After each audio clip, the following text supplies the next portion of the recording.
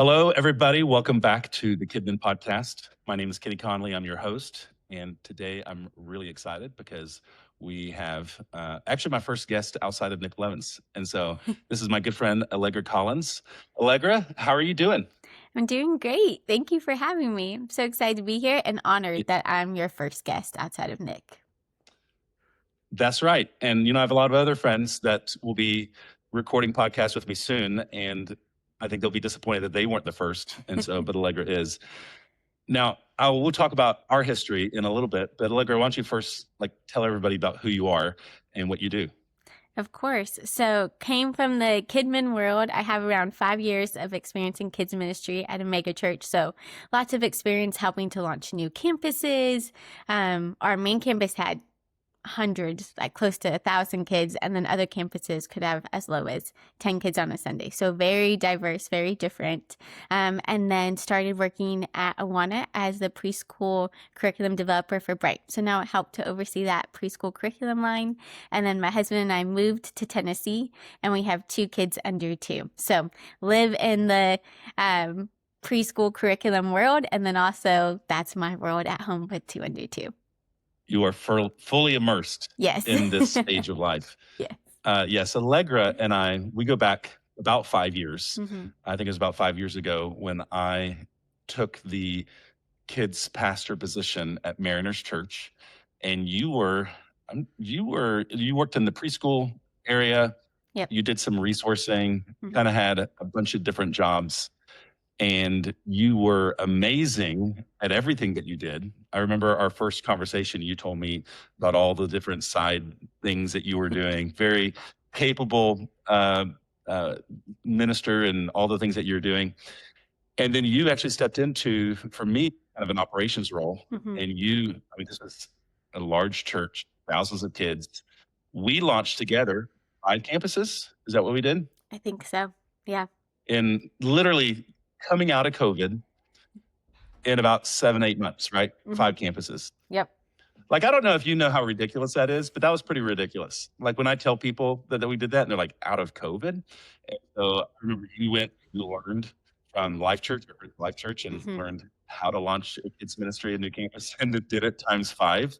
Yep. And then you went to go work at one of those campuses we launched. Yep. And you led that. And that was the final chapter of your time at Mariners. And I remember working very closely with you on VBS. Mm-hmm. VBS was sacred to Mariners Church. And you kind of pulled that thing together. Now, we had a lot of great people on our team who had done VBS for a long time. But you truly were the operational queen of VBS at Mariners. And that's what we're going to talk about today. We're going to be talking about VBS. It's that season when churches are starting to get their curriculum and starting to put plans together, starting to gather some of their leaders. And so for the next several weeks, we're going to be talking about VBS. And I'm really excited to talk to Allegra about this. So Allegra, why don't you, I don't know, do you have you probably have a history of VBS even before Mariners. What was the difference between how you experienced VBS and then how you experienced VBS at Mariners? Okay, so growing up, I would say my first VBS, I think it was Mariners, actually. I don't have a VBS memory before then, but growing up, our thing was, if you were home for summer, you served VBS. So I have memories probably going back to middle school serving VBS.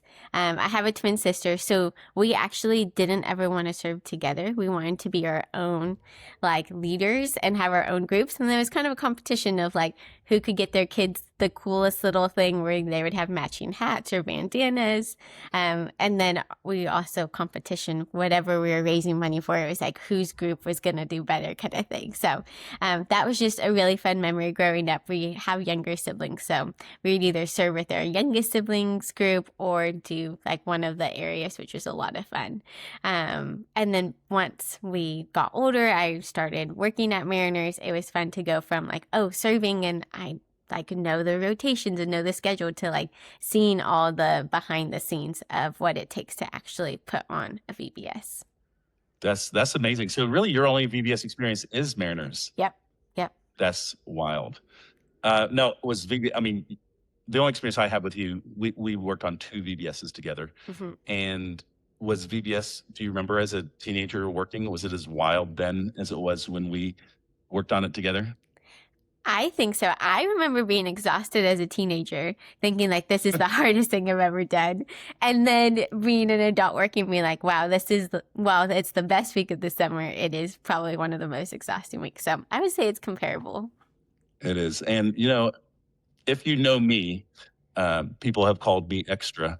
And, like right as I got there, I had the idea of like, Your not only thoughts and should we do ideas. VBS, Yep. but we should do morning and evening VBS. And so if it wasn't already hard, and we launched it to the campuses, so that was a lot. Those days never ended, but they're still good. I think half those days I just went to a movie in the middle of the day, just in a dark theater. I think I slept through some of it and then came back again to do it all over again. Yeah. But it was big. I mean, it was 1,800 kids, 1,000 volunteers. Is that what it was? Yeah, and so 1,000 and multiples running at the same time because we would divide age groups.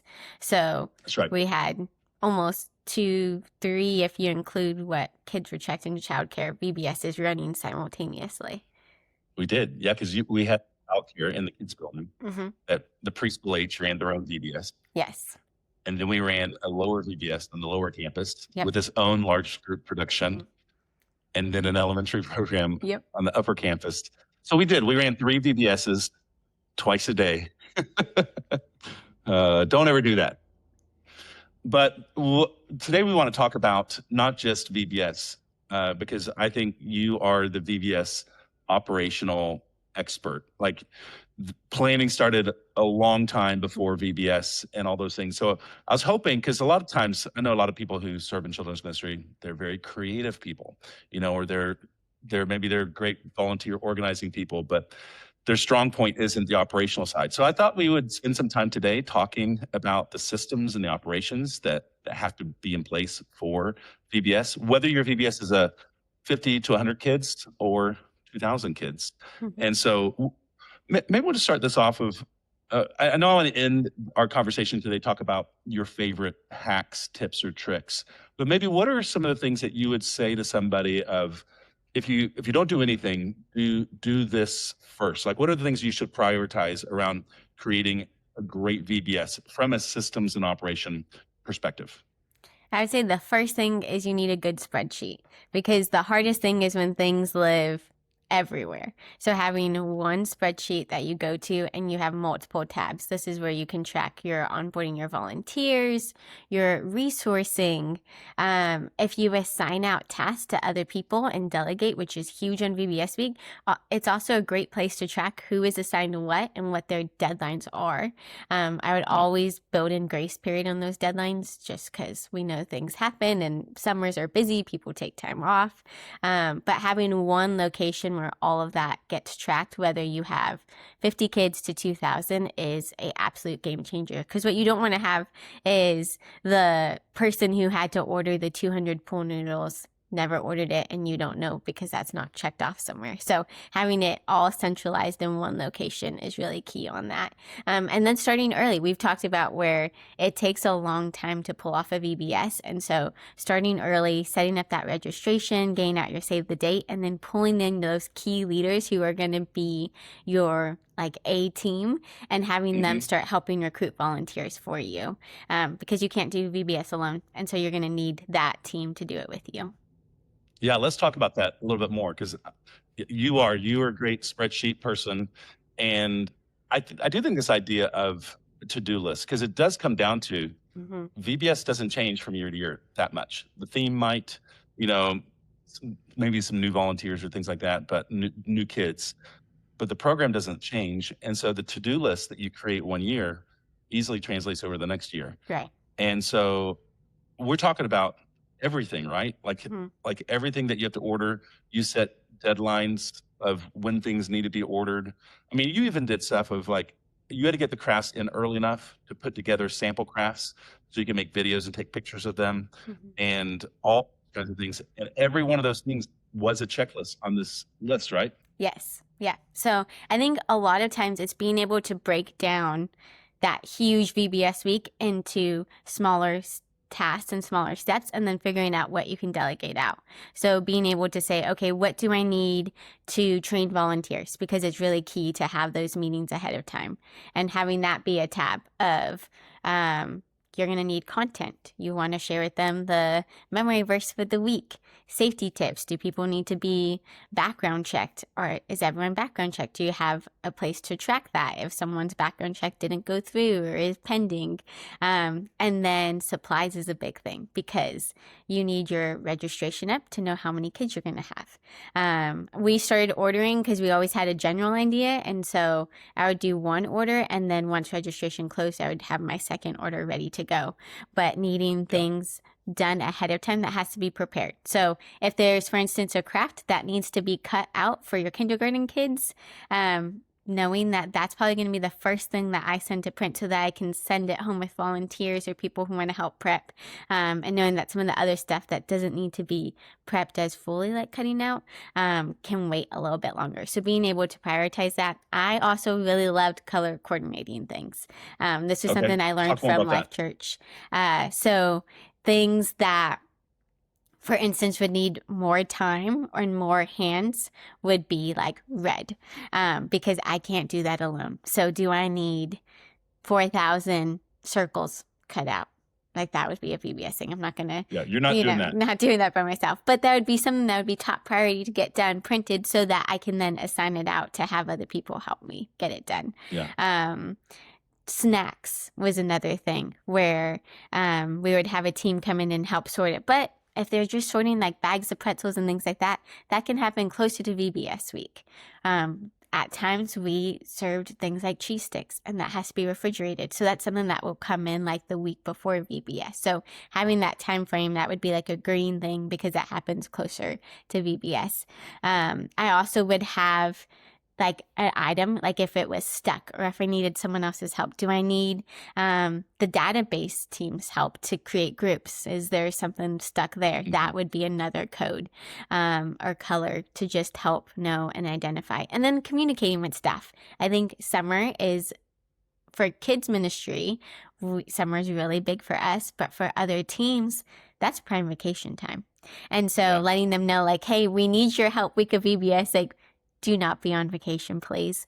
And then also, like, it's a good idea to be here still like the week before. And then even that weekend of VBS is huge, because you want to invite all those kids back to service, and just having the extra staff to be able to support, whether that's the youth pastor or I would say database, tech was big, worship, even just people who you may not think of on a normal weekend service, like having photography. Like, you want those pictures and moments captured. And so I had another list of not just the volunteer roles of who do I need in the week, but who are the people who may not be a typical Kidmin volunteer, and that would be photography, security, safety. We had a first aid person, and then we have some people where no matter if you do morning VBS, night VBS, there's going to be people who just can't serve that week because of other commitments. So we did something, I think it was our first VBS week together that we did this, but we had an extra box on our volunteer registration that said, can you help prep VBS, or can you help the week before? And that was huge, because as someone who is in charge of that resourcing, I then had a list of names and phone numbers and emails of people who I could contact. And so I would send out an email saying, hey, I need help resourcing on Tuesday from 2 to 4, to that email list of people who said they could help before VBS. And I would have groups of people coming in available to help. So I would say even tap into those volunteers who may not be available week of VBS, because you're going to need help before. And then also, the not so fun part is the cleanup part and putting everything away and organizing and sorting. So if someone's like, hey, I can't help before, but I'm available the week after, take that help, because it's going to be a huge help in the end. Yeah, so it really does mean clarifying the roles that you have. And set aside, I need people the weeks leading up to VBS that can just help sort, organize, go out and purchase. I need people the week before to help set up. I need people that on the last day who maybe don't even do anything, but they just show up, start tearing down. And that we literally start tearing down while the kids are still in VBS, like, oh, we're not doing recreation anymore. Start breaking that down. Yep. And then people that can come in, because there's carnage. We just stuffed it all in a closet somewhere so we could go home. But then that's all got to be reorganized, put away where it belongs. Yeah. And if you don't plan ahead for that, then it means you're doing it all over the course of the next couple months. And there's people that want to do this kind of stuff. You know, they like the community to be able to do this with you or with others. And so I think that's really great. Let's go back to something you talked about a second ago with back to this list, and you talked about delegation. Mm-hmm. It for some of us that might, like currently I serve at a church and we'll have 250 kids at VBS. And between me and my staff, we can do a lot of it. Like the days of VBS don't even completely like transfer over to what the size of what we're doing here. But you would still say that we should probably have a recreation coordinator and we should have a snacks coordinator. And this shouldn't necessarily be a staff person coordinating, but there are people that we can both executing the week of VBS, but also helping plan, help build their own volunteer team, right? Like they're the ones that are helping to recruit, build a community with them. Talk a little bit more about, I want you to talk a little bit about when we started meeting and how often we started meeting with, we would call them, they're our coaches, right? That is a coach team for VBS. So talk a little bit about how soon we started, how often we met, and what that looked like. Because I think you're right. Can't wait till summer because vacations take over. So most of this work all takes place in the winter and spring, right? Talk a little bit more about that. Right. So I would say we started meeting with those coaches early, like January, February time. Mariners just met with their coaches for this VBS year. So I just saw on Instagram that they posted meeting with their people. So first week of February. Yeah, first week of February. And just it's locking in those people. And then you start delegating because you know you're going to have Easter, which is huge, happen before VBS. And so being able to plan ahead of time of that is really big. We started meeting with them and we first casted the vision of the why, because that's so important to lead with, the impact that they will have on the next generation, how important it is to the kids and how you can't do it alone. And I think even for churches who could pull it off by themselves, that reminder of you have people in your church who have amazing gifts. And I think we do ourselves such a disservice when we don't allow other people to use their gifts for the glory of God. And so like the first person I think of is my father-in-law. He was an athletic director most of his career.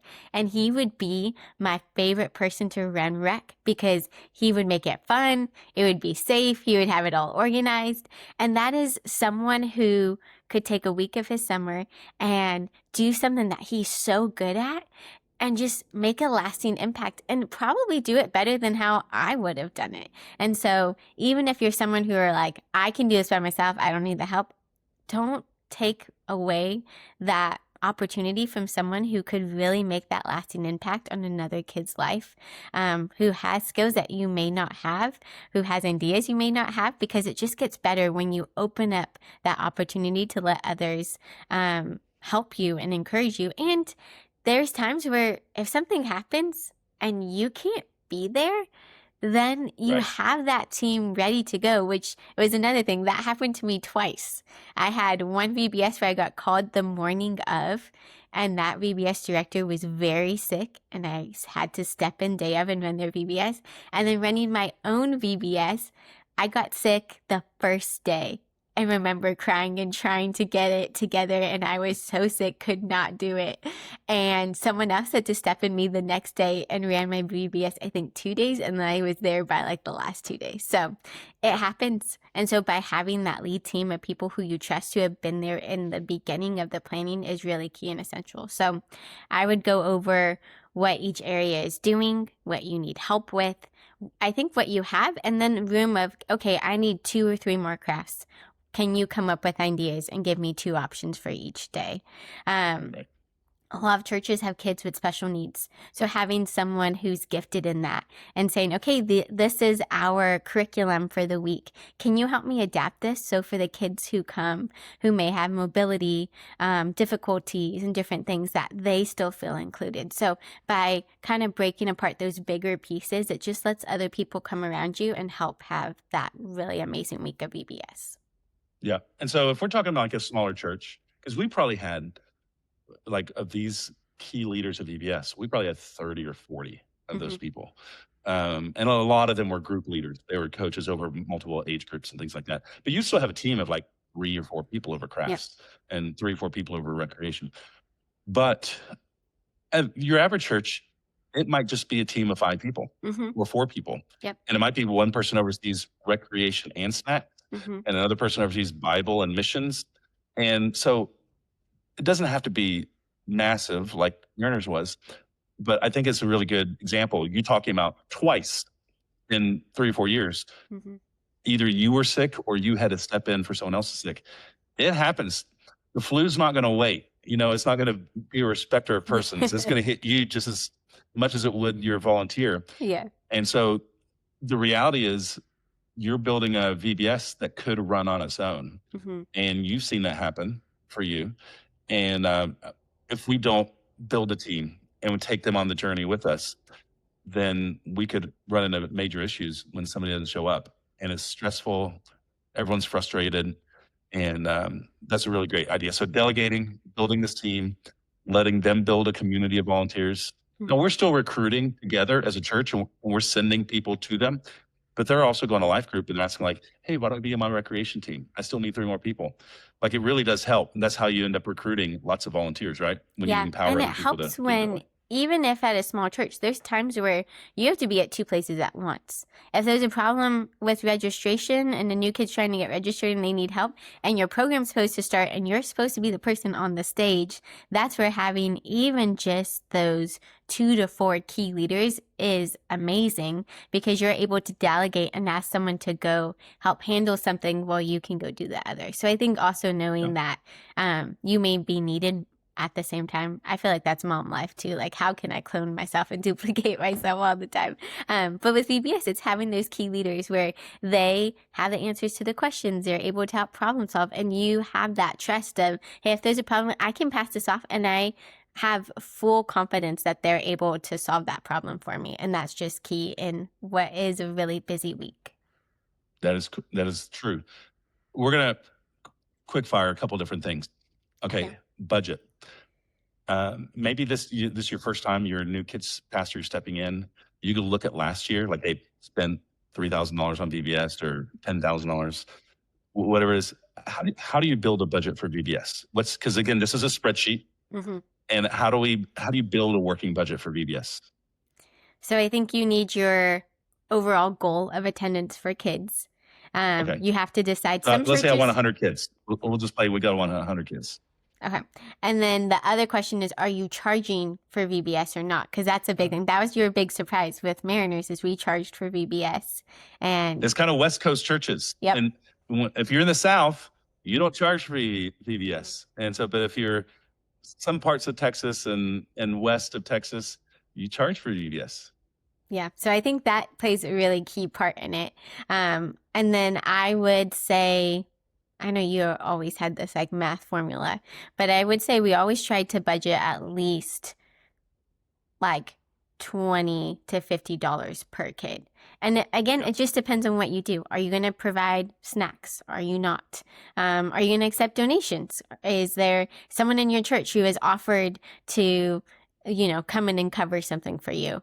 Crafts is a big one. You can go all out and spend all this money on crafts, or you can keep it really simple and they can still have something that they still really enjoy. I think you had done something where, did you have sponsors one of the years to help cut on a budget too? So I have in the past. I sold out our VBS. Like, if you want to be on the back of the t-shirt, so you can get creative and fund this thing. At the end of the day, whether somebody else is paying for it, you're paying for it as a church, you have to build your budget so you know what you're going to spend. And I think the trick is identifying your variable costs versus your fixed cost. So your variable cost is it depends on how many kids show up or how many volunteers you have. Because we would work out, like what you said, $20 to $50 per kid. And so you're figuring out, okay, is the craft, we're trying to keep the craft between $1 to $2 a day. And there's, let's say, 4 or 5 days of VBS. Snack is going to be $1 per kid per day. Recreation, that one's, they're not taking anything home, but you can still kind of, maybe it's a fixed budget. Like it's going to cost this much to do this activity, regardless of how many kids we have. So that's more of a fixed cost. But it doesn't take long to figure out, then you got t-shirts. And if you have any kind of snacks or a giveaway that they have, like we would do these armbands with the bottom lines on them every day. That was a variable cost as well. Yeah. So it's not real hard to figure out what your variable cost is. And then you create a little formula in your spreadsheet. So like, okay, if we have 100 kids times $35 a kid, that's going to cost this much. And you can just change the number of kids and it goes up and down. But then your fixed costs would be things like maybe decoration in the main auditorium. Some of the training that you do with your volunteers. Your volunteers are also, you got to factor them in. If you're going to feed them, you're going to snack them up, you're going to get them t-shirts, you're going to thank them at the end. So it's, you do all those things, you put together a working budget. So then you can decide, we need to charge $20 a kid or $100 a kid, or we need to budget to cover all of it, or we need to find sponsorships.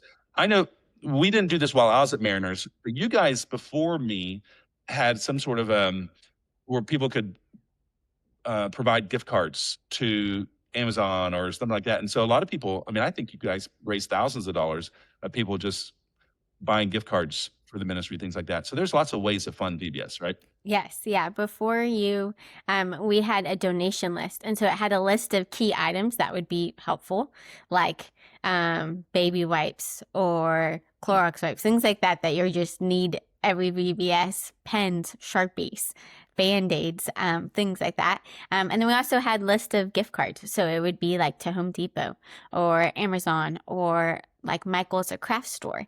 And so that was really great because those then would get divided out amongst the different areas. And then you could decide, or like a special something that you're going to get to do now because you have that gift card, or do you need to cut something if you didn't get what you thought you would get? So it was just an added bonus to that budget. And I found there's so many people who want to help. We also, and they still do this, we did offer scholarships. So there was a separate application for scholarships if a kid wasn't able to pay that VBS fee. And then we would also be able to scholarship kids to make sure that all kids were able to come as well. Right. Nobody got turned away, ever. So we made it happen. But a lot of churches, they're going to hear this and like, you charge for VBS? Now, I'm at a Southern church, and we changed the name of it to camp. We changed a lot of the programming, so it felt more like camp, and then we charged. Because you can't charge VBS. But you can charge camp. This is camp. So we did, and it's just trying to be responsible, because at the end of the day, we were feeding kids a meal, providing a shirt, providing 3 hours of an exciting thing for kids. There's value in that. Yeah. And so it didn't feel like a stretch. And we had some parents frustrated. I can't believe you're charging for this. But most parents are like, here, take my money, take my kids. This is great. One other thing before we start to wrap this up, when we're talking about schedules, okay, when we did the morning VBS, I think that was like a 3.5 hour VBS. But then we did the evening VBS, is like a 2.5 hour VBS. Do you have any thoughts or ideas around most curriculums? We might offer 5 or 6 options of rotation ideas. What are some things to think about when you're trying to figure out, how do I fit this into the time frame that I have? So I'd first think about your spaces that you have available. Are you able to have multiple spaces rotating with kids? And then having a backup plan. So if one of your spaces, for instance, is outside for recreation and you have rain or terrible weather, like, do you have a backup plan? And then something to keep in mind is your younger kids will always take longer to get to their next rotation. So not just your time for your rotation, but then you need that gap time in between of getting kids from point A to point B, knowing that there's going to need to be bathroom breaks, kids get distracted. Gathering a group of 10 kindergartners and getting them from point A to point B can be difficult. And some kids, depending on the church, kids will move up right before they go to VBS, depending on what your church does. So you may even have your group of kindergartners have actually not been to kindergarten yet. And so they're really like a group of preschoolers that you're trying to manage and help get through all the rotations. So keeping in mind that, and then also just knowing that there's no special or perfect schedule. You really have to decide what fits your space best, what is best for your volunteers, and you can combine rotations. There were some of our locations who had recreation and snack combined, and we did a little extra time. Another location, they would like have snack all together because they had one big space. And so all ages would come together, have snacks together for 15 minutes, and then continue on. So there's a lot of adaptability, a lot of flexibility, and it's just really figuring out what works best for you, your volunteers, and your space. Yeah, there's a little bit of I feel like it's algebra or calculus of figuring out. There's a correlation between how many rotations you're offering. So maybe you have 5 rotations, and how many groups you have rotating through those rotations. And those numbers got to a certain degree. I think the Mariners always had, like, there's a group of kids at every rotation, at every session. This last year at my church, every set location rotation had a break. Yeah. There wasn't a group of kids. So that's when they got to eat dinner. So you got to do the math and figure that out. And you got to plan that as you're putting it all together. Okay. Well, as we wrap this up, I wanted to talk about our favorite tips, tricks, or hacks. I've got 2. Allegra, I think you have 2. Why don't you share your first one of your favorite tips, tricks, or hacks? Okay, first tip is on that first day of schedule to build in extra grace time because people are still figuring out what's going on, where one location or rotation is. Things always take longer than expected. So, one of my favorite things was cutting an extra worship song just only in the first day. So just having that extra margin built into those rotations. Crafts, pick the easiest craft to do on the first day. Don't give them the hardest thing. Snack, the easiest thing you can dish out and give them their like cheese stick and their pretzels, and no one's trying to plate food and do the cool craft that's also a snack. So having that extra time is just key because that first day everything just takes longer than you think it's going to take. And then that's 100%. Yeah, because I know even I would say we try to prep people. The worst day of VBS is always the first day. You're thinking this was a disaster. Now they're all way better and amazing, but the first day can feel even defeating a little bit. That is like, man, we totally messed that up. Yep. And then my second tip is having your VBS binder. So we talked about that spreadsheet and having it all in one place. But week of VBS, you're not going to be running around with your laptop. It's so helpful to have everything in one place and one binder that you can easily walk around with. And then with that, each rotation having their own binder as well with each day's instructions, activities, supplies needed. Because when I had to jump into that VBS unexpected, that director had a binder with everything I needed to know in one place. And without that binder, I don't think it would have worked out as good as it did. And it was still stressful, but I knew anything I needed was in one place. So if you need help delegating out, if someone else has to step in with you, it's such a good tip to just have it all in one binder, one place together. And if someone needs to get something for you, it's in that one spot. That's really cool. That's great. Those are great tips. My 2 tips. The first one is all about timing. I think having registration open for 2 months is plenty. So open up registration in plenty of time. And I would say close your registration somewhere between 2 to 4 weeks before your VBS. Now, if you're a smaller church and smaller kids, you might be able to fudge this, but having that margin, like if you need to order a bunch of extra shirts, you don't want to pay through the nose for rush deliveries. Amazon is out of pipe cleaners and you've got to source them from Temu, whatever it may be.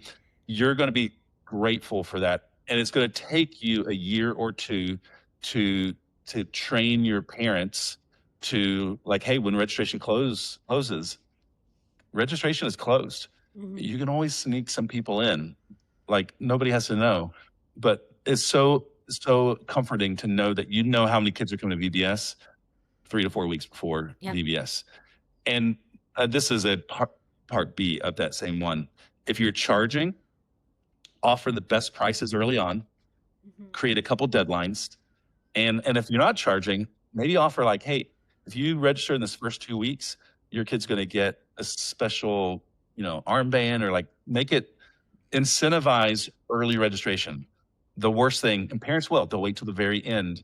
If you can change the culture where they register early, that's a big one. The last one, I'll make this one short, is you want to make the connection between VBS and what you do every week. And so don't let VBS end on Thursday or end on Friday. Carry over some kind of celebration through the weekend. And Mariners always did that really well. And the worship leader that we would hire every year to lead worship at VBS, we would do a big picnic party on Saturday after services. And gosh, our attendance would be up 30, 40, 50% on that weekend because all the kids and their families are coming to the final celebration of VBS. There's always, because you got to think about, like, why are we doing VBS? Is it just for this 1 week thing for kids, or do we want to help connect people to our church who maybe aren't connected to a church? So we got to connect those things. So that's the other hack. Think about what next weekend looks like after VBS, making that the conclusion of VBS. Sound good, Allegra? Yeah, no, those are great tips. And it's just carrying on that while someone can make such an impact that week, it's encouraging them to continue serving in your kids' ministry, to continue pouring into the kids' lives that they did for that VBS week. And so it's a great recruit too, as did you have such a good time? Okay, like, come on back, keep serving in kids ministry and join our team. And then for parents to see all that their kids learned and be a part of it and have that front row seat of what that life-changing week was for their kids. It is. That is great. And that's actually another conversation I'm having with another leader in another week about how VBS can be one of the best recruitment tools for weekly volunteers. So, but more on that later. Allegra, it was so much fun having you in this conversation. I feel like we barely touched the topic. So maybe there'll have to be more conversations later down the road. I know you're writing some articles for Kidmin.com. We're getting some of this stuff out there. I know we're going to be putting together at some point a VBS bundle of all, and really featuring a lot of operational. So more of that stuff to come. Allegra, again, thanks for being here. Everybody else, thanks for tuning in for another episode of the Kidmin Podcast. We'll see you again next week.